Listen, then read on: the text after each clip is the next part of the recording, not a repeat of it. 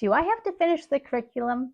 That's the question we're going to answer today. And I'm going to give you an honest answer as a 20-year veteran homeschooling mom with a master's degree in education. Hi, I'm Nancy Marie Peterson. I've been homeschooling for 20 years. I have 5 kids that have graduated, and I have one left, so I have 6 kids. And I've been in this education field for 35 years or so. I mean, I started a long time ago. So I'm going to give you my honest opinion as not only a homeschooling mom, but actually as an educator as well. And here's the secret truth. When you are in the public schools or the Christian schools, very often we don't finish the curriculum to the very end. We get close and we try to, but very, very rarely does a teacher have the ability to finish every curriculum all the way through to every lesson, to every problem, to the very end.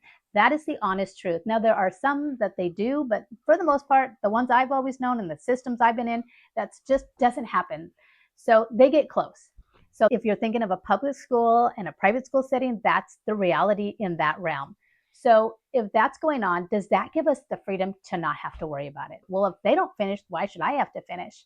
So let me back this up from a different perspective. As a homeschooling mom, at the beginning of the year, I map out my year. Like, what lesson do we need to be on by Christmas? What lesson do we need to be on by we take a spring break? What lesson do I need to be on so I can finish at the end of the year? And then I map out my whole year. So for us, the standard has been we finish our curriculum from the beginning to the end. We don't skip out. We don't do every other lessons. We don't do evens. We don't do odds. And if you're wondering, are my kids successful?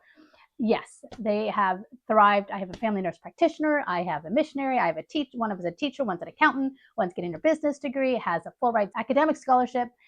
And so, yes, my kids have been very successful. And that is the structure that I was okay with. Now, did we finish all the way every curriculum every year? No. The only curriculum we did finish every year to the very end was math. I'm a huge advocate that math is super important. So I always had them finish the math lesson. My reasoning is we had the whole year. If they didn't finish it, that's because they weren't diligent enough, a choice that they made to not finish, because I've given them enough time to finish it. So either we were lazy or something else came up. So we usually, most years, now I don't want to put absolutes on this, we tried to finish our curriculum to the end. We were done when we were finished. Because we took breaks throughout the year or we gave ourselves a little bit of freedom, I explained to them, without freedom, we're going to have to make this up. So we had that freedom throughout the year, but we also knew that we would double up. So maybe we would do 2 lessons and we would push through and we wouldn't do it as slow and as meticulous. We kind of just hit the topics of it, but we really honestly hit every lesson to the very end because that works for me. That felt good for me. That was a standard that we put in our household. What you start, you finish, and you finish strong. My husband always tells the kids, it's not how you start, it's how you finish. So that was a standard that we wanted to set because we had the capacity to finish the curriculum to the very end. In honesty, as a teacher, I didn't finish the curriculum to the end, but as a homeschooling mom, I did have my kids for the most part, for most of the subjects. Now, I want to say we always need to lather homeschooling with grace. Not excuses, there's a difference, but with grace. If you're having a hard year and you just can't get through and it's going to butt head, no, don't finish the curriculum. Give yourself that grace and that freedom. Now, if every year looks like that in every subject, that's a bigger issue that you need to address. This is my reasoning. This is my thinking. My kids are smart and your kids are smart too. They will know, well, if I piddle around, I won't have to finish this. But if your kids have the mindset that they have to finish it by summer break, I can tell you they will be more diligent to work hard and to finish it. What we put boundaries up, they're going to hit against. And that's the reality of life in general and homeschooling and parenting, the whole thing. So I hope I've helped you answer that. Do I have to finish the curriculum? Technically, no, you don't. It just depends on the standard you want to set in your house. There is one realm of the homeschooling that's very meticulous and very strict, and there's no grace. And we have this huge high standard, and there's Zest Camp, and then you have the unhomeschooling camp that is a lot of freedom and a lot of loosey goosey. And you have to decide, where do you fit in that? What works for your family? What will it take for you to say, I did my best? I homeschooled in a strong educational setting full of love and grace and kindness and God's truth over it. When you answer it with that in light instead of just, do I finish my curriculum or not finish my curriculum? Like that is a little bit more casual question to answer. The bigger question is, what kind of standard do I want to have in our homeschool and how do I walk that out? But you always want to know grace has to be lathered on when necessary, not excuses. There's a difference.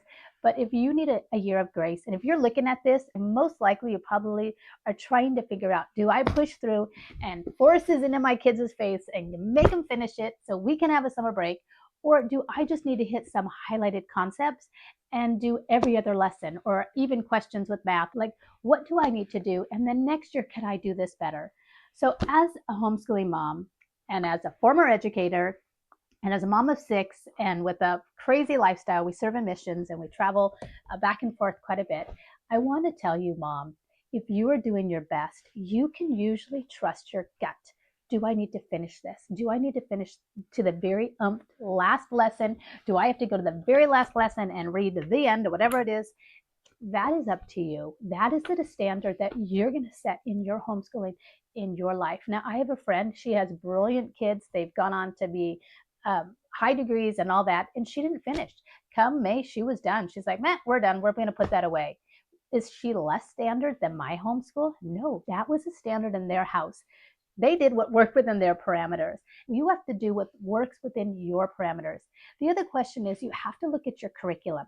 So often at the end of the year, let's just take math for instance. So often at the end of the year, they'll start doing some new concepts. They don't expect them to master them. They just want to introduce them. And then the next year, they'll start teaching heavily those concepts. So it's kind of an introduction. So if they miss that introduction, is it the worst case scenario?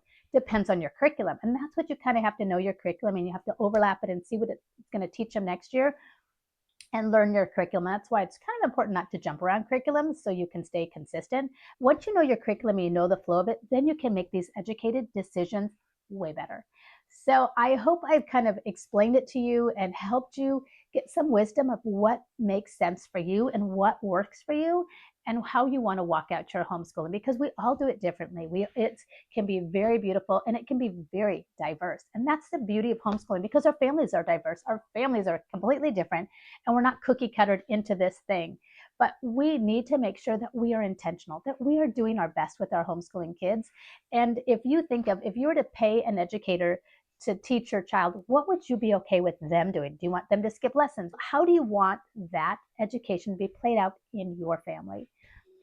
All right, that kind of wraps it up. I've hopefully given you tools so you can answer the question yourself. Do I have to finish the curriculum every year, every subject?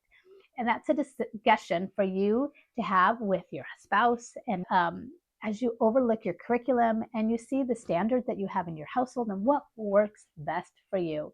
Now, I'm not an advocate of being so loosey-goosey. It's like, it's fine, it doesn't matter. That's not what I'm saying. I'm just saying you need to give grace when you need to give grace, not excuses, but give grace over your homeschooling when you need to, and be diligent and intentional and honorable when you have the ability and you have the space to do that in.